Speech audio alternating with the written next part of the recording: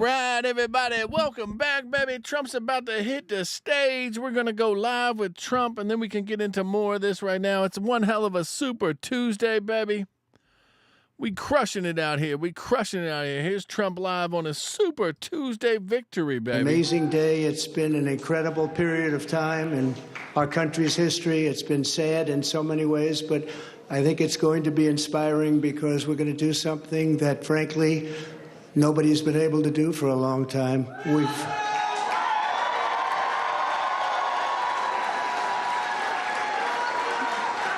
We've watched our country take a great beating over the last 3 years, and nobody thought a thing like this would be possible. We wouldn't have Russia attacking Ukraine. We wouldn't have Israel being attacked. Iran, as you know, was broke. When I was running things, they were broke. They didn't have money for Hamas. They didn't have money for Hezbollah. We had no inflation. Inflation is destroying the middle class. It's destroying everything. Inflation, if you look back over the history, hundreds of years back, inflation is called a country buster. And that's what it's doing to our country. What's happened with inflation has been unbelievable. A lot of people say, a lot of experts have said the stock market's the only thing that's doing well, and that's doing well because our poll numbers are so much higher than Joe Biden's.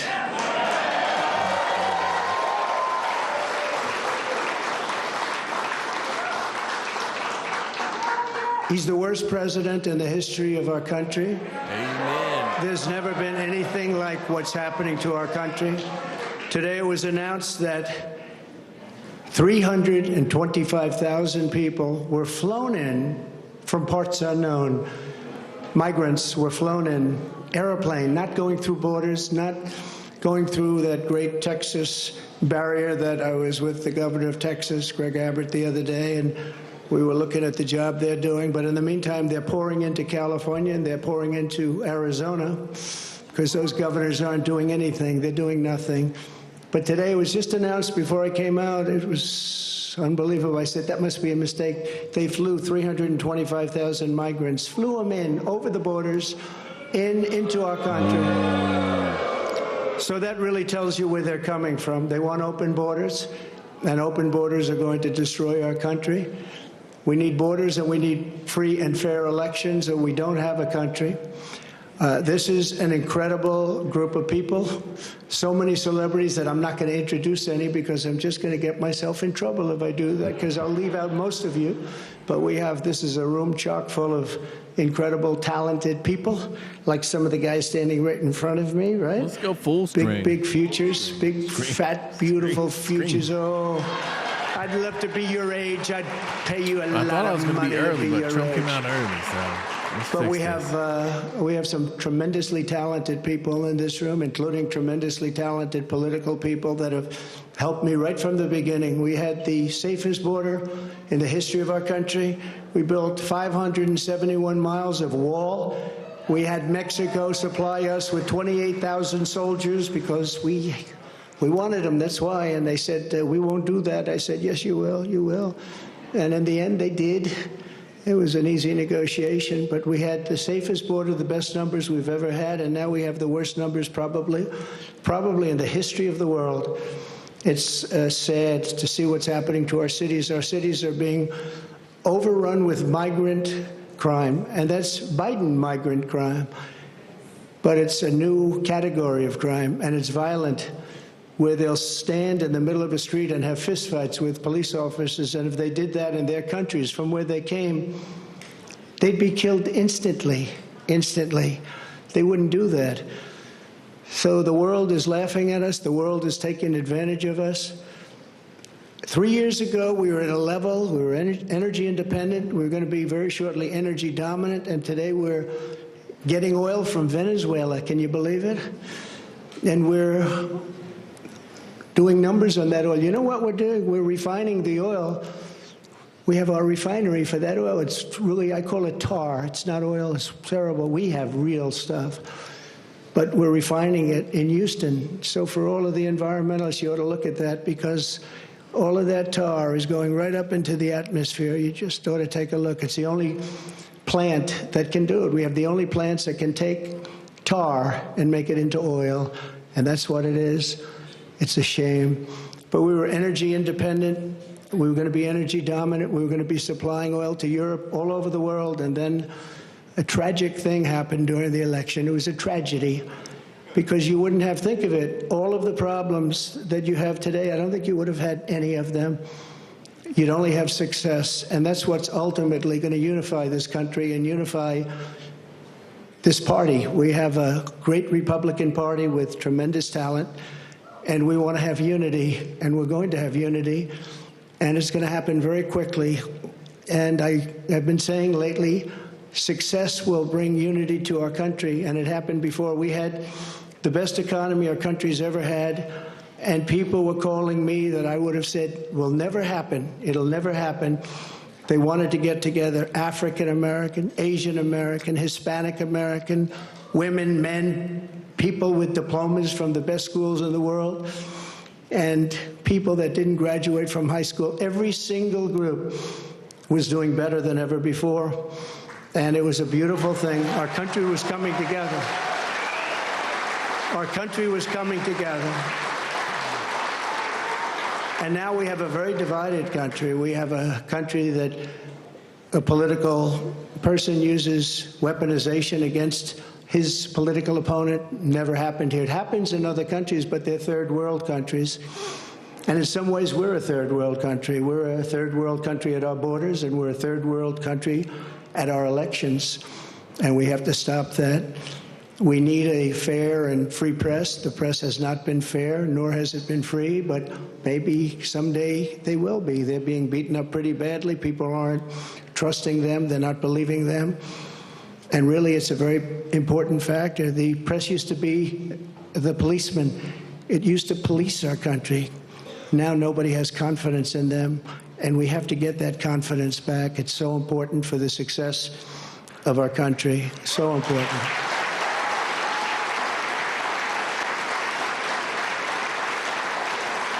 So this has been a day that we've been waiting for. I want to thank my family for being here. It's a great family. I have a great family.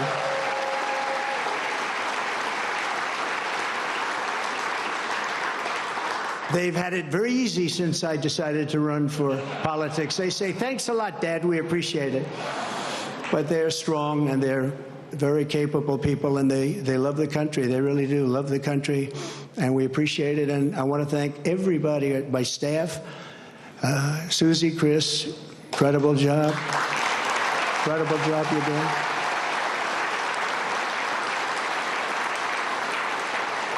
I read an article yesterday where it said this is one of the finest run campaigns that anybody has ever seen. That's pretty good, right?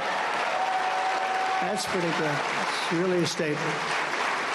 And we have no choice, because November 5th, it's right around the corner, November 5th is going to go down as the single most important day in the history of our country.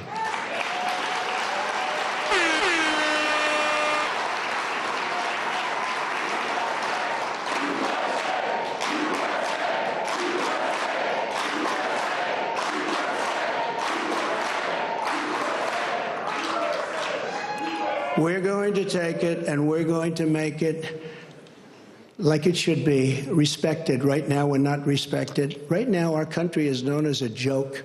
It's a joke.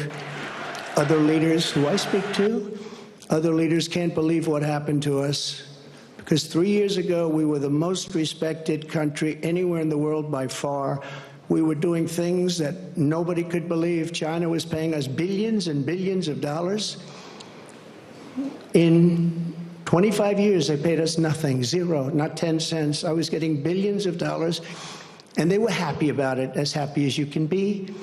Of course, maybe there's reasons for things having happened, but they were not so happy with certain things, I guess, based on things that took place. But we were getting along with everybody. We were getting along, and we were respected by everybody. We had no wars. Remember when I had the debate with Hillary Clinton? She said, look at him. Look at that personality. He's going to cause wars. I said, no, my personality is going to keep us out of wars. And that's what happened.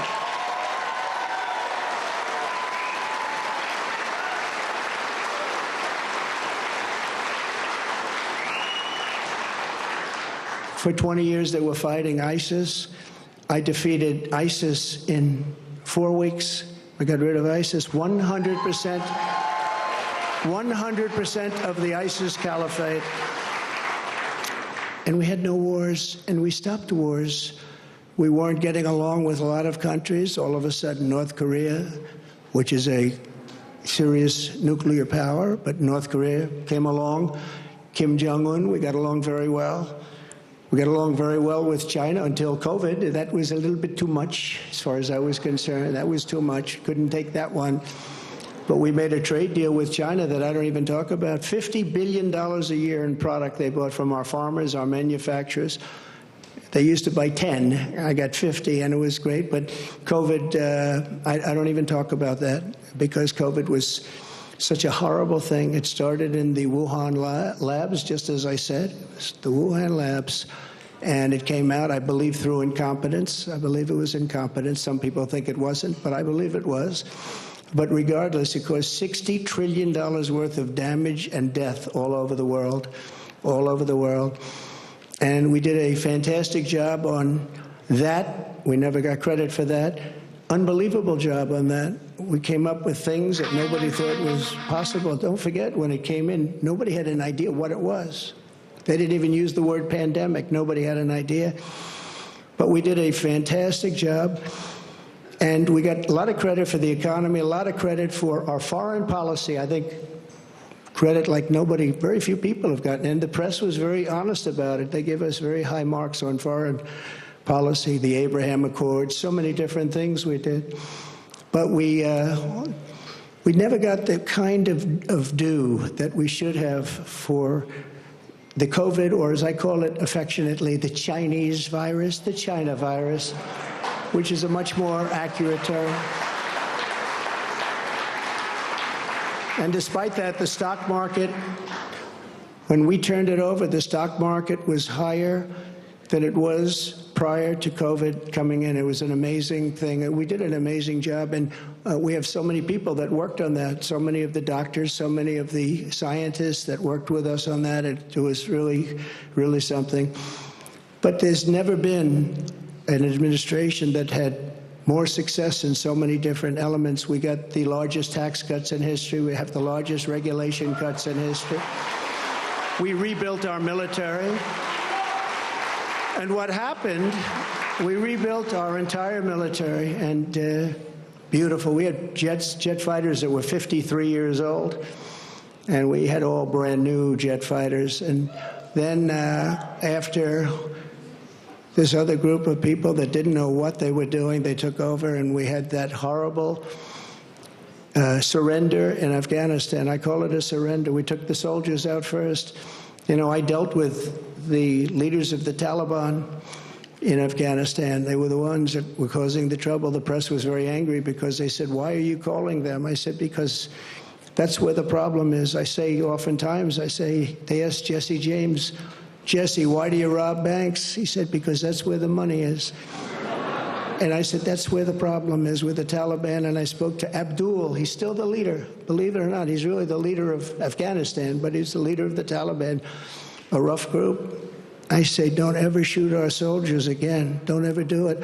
Very interesting what happened is that, we were having, during the Obama administration, previously, they were shooting a lot of our soldiers, and I let them know. I said, don't ever, ever let that happen. I said in a rather nasty fashion. We don't have to go into it tonight.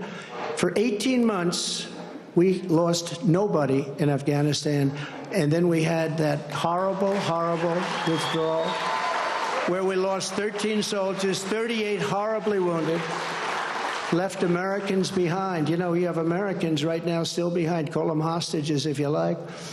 It was a terrible moment. We left $85 billion worth of brand new, beautiful equipment behind, jets and tanks and everything you could think of, goggles, night goggles. They didn't used to fight. They're good fighters. They didn't used to fight at night, but now they do because they have goggles. They have better goggles than we have.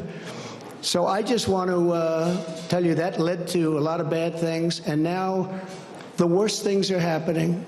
The things that are happening now are unthinkable, and they're unthinkable at the border. We have millions of people invading our country. This is an invasion. This is the worst invasion probably. We've never had anything like it. No country has ever had anything like it.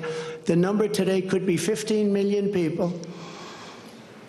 And they're coming from rough places and dangerous places. And we had that shut down. We had everything going so beautifully. When Joe Biden goes to the beach, because somebody on his staff thinks he looks very good in a bathing suit, until he can't get his feet out of the sand or lift the chair, which weighs about 9 ounces. Joe Biden, if he would have just left everything alone, he could have gone to the beach. He would have had a tremendous success at the border and elsewhere. So we're going to take back our country. We're going to make sure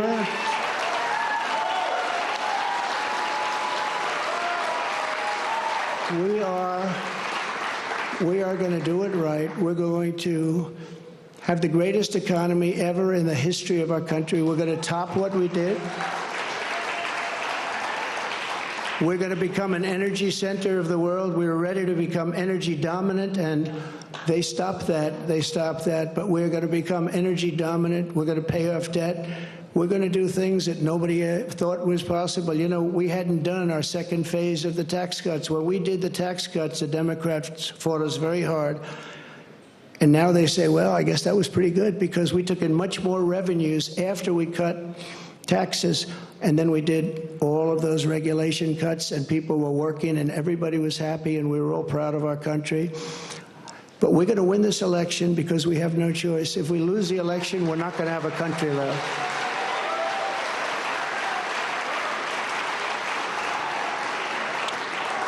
And we're going to do something. Thank you very much. We love you too. And we love our country. And we can't let this magnificent, some people call it an experiment. I don't call it an experiment. I just say this is a magnificent place, a magnificent country. And it's so sad to see how far it's come and gone. When you look at the depths of where it's gone, we can't let that happen. We're going to straighten it out. We're going to close our borders. We're going to drill, baby, drill. We're going to get the inflation down. And we are going to make our country greater than ever before. And we're going to do it quickly. We're going to do it quickly. It's going to go fast. We have to get the criminals out. We have many, many criminals that have entered our country. We have people coming in from such bad places, and we're going to have to get them out. We have murderers that are being deposited into our country. We have drug dealers at the biggest and highest levels. They're coming into our country. We have people coming into our country that just shouldn't be here, but many, and I say many, large percentages, they come in through the caravans. They come in many different ways. Now we find out again, they come in through airplanes. We send them in. This is crazy. But they come into our country, we're going to stop them. We're going to close our borders. We're going to have to deport a lot of people, a lot of bad people, because our countries can't live like this. Our cities are choking to death. Our states are dying. And frankly, our country is dying. And we're going to make America great again, greater than ever before. Thank you very much. It's been a big night. Thank you very much. Thank you.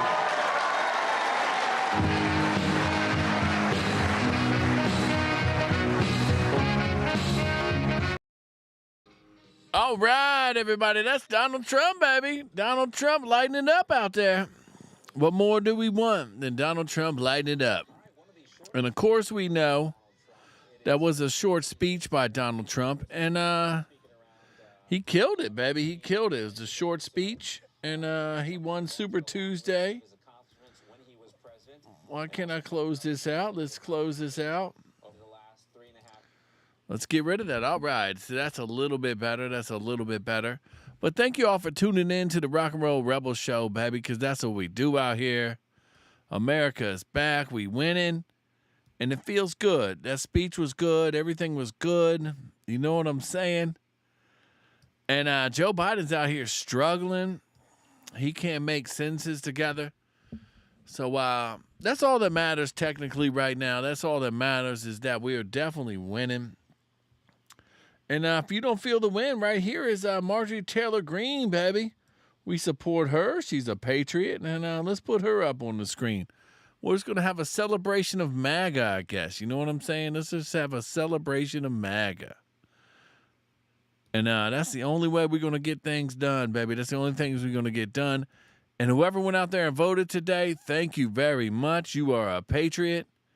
Make sure you like and sub up as usual because we're trying to spread the word. We're trying to spread the word. Here's Marjorie Taylor Greene today.